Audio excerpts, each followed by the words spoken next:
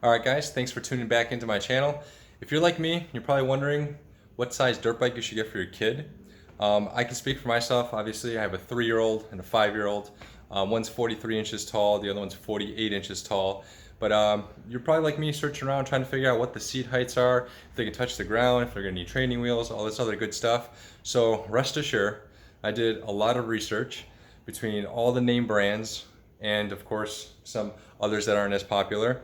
But I was able to find 2 dirt bikes, obviously, for my kids, and the sizes that I went with were based on, of course, their height and their age. So typically speaking, this video is probably going to be for anybody that's really anywhere from the beginner stage of like 3 years old to probably around 10 years old. But this is what I did. The big thing that I did for everybody, if you want to take a look at this video or at least pause it at this point in time, again, anywhere from KTM, Yamaha, Honda, Suzuki, Kawasaki, I even got Cobra on here. But you can see the seat heights for each bike. Now these are the most popular beginner bikes and small bikes that are out there for dirt bikes. Green highlighted, obviously being the smallest of them all, which would probably be the best bet, especially for your 3 or 4-year-old and short kids.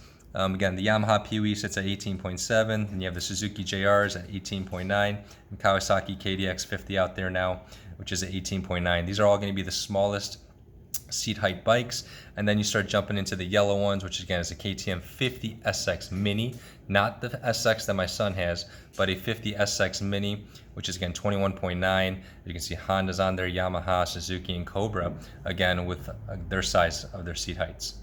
Then obviously the ones that are not highlighted are because they go into a little bit taller type bikes. But this is a great reference if you're like me looking for seat heights and what type of bike to get to start off for your kid. Again, you'll have this actual benefit by me doing it for you. So you're welcome. One thing I do want to make sure and mention to you guys is that, of course, anything 65 or larger is not on this list because that's already like way higher than these bikes would be. You're talking at least like 30-inch seat heights and whatnot, so therefore that's not on here. So this chart that I made out here is for anything that's about 50 cc's or less. Again, I hope this helps you. I know that a lot of people are out there looking for what's the right bike, what are the seat heights.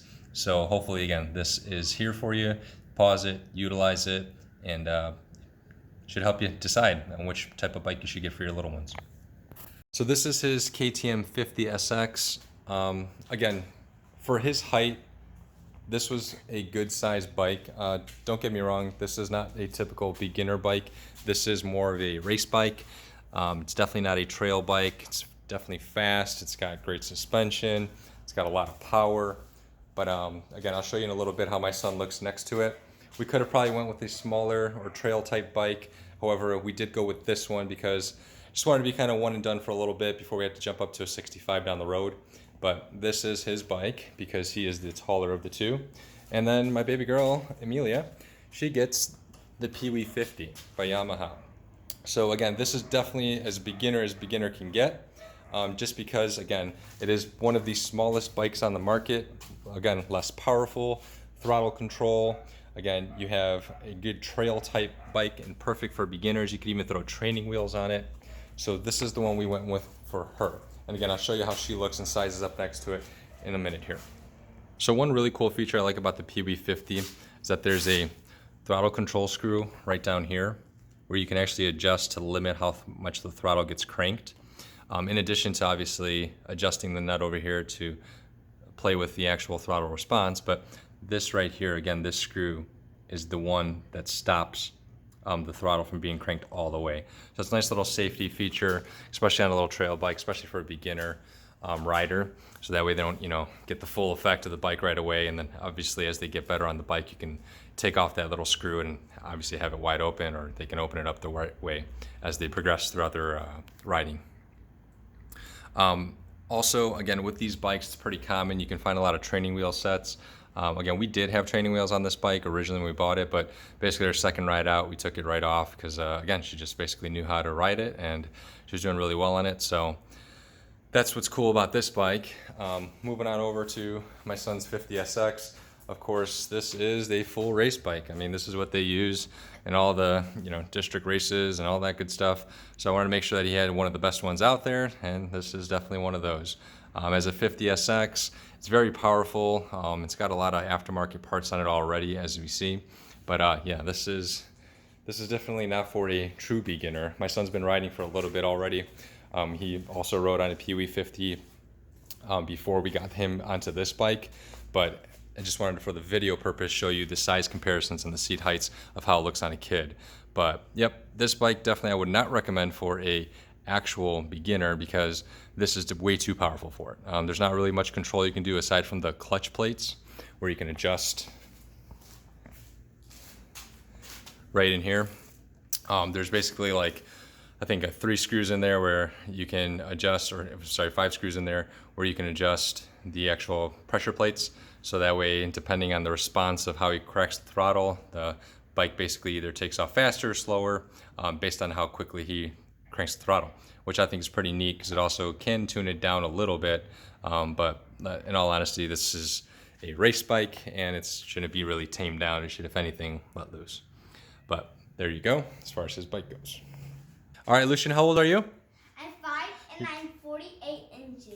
And you're 48 inches tall, awesome. And you have a KTM 50 SX, right? Mm-hmm. Do me a favor, why don't you go ahead and sit on the bike for me? Okay. All right, and so what we're gonna do is actually take off the kickstand really quickly, okay? So here, I'm just gonna drop that off. All right, just hold the bike up for yourself, okay? Okay. Show them how you do that. There you go, good stuff. All right. Amika, are you ready to get on your bike? How old are you? 5. No, you're 3, silly. You're 3 years old. And how tall are you? You're 43 inches, okay? So stand up right next to the bike, stand and sit on it. There you go, good girl. And do me a favor, I'm gonna go ahead and take the kickstand off. Hang on one second. Okay, so hold up the bike like that. Okay, and there you go. So 3-year-old, 43 inches tall. Again, these have regular shoes on. They don't have their motocross boots on, so obviously that's going to give a couple, not a full inch or whatnot, but it's also going to help with the height for them. But that's a PW50 by Yamaha that she's on. Again, 43 inches. And Lucian, again, I have a KTM. That's right. And because you are 48 inches tall, you can touch the ground easily, which is really cool. Thank you guys for helping Daddy make this video. And again, for everybody to see, in case people are wondering what type of bike they should get for their kids. Thanks, guys. Give me a high five. Yes? Awesome. Awesome. All right, so thank you for watching the video. Again, if you found this video to be helpful, please like, please subscribe. That's the whole point of me making these videos. I want to make sure I be as helpful as possible to anybody and everybody looking into this type of stuff. If you have any questions or comments, leave them below. I'll be sure to respond as soon as I can. So thank you. Appreciate you tuning in. And stay tuned for some more additional videos I'll be making in the future here. Thanks.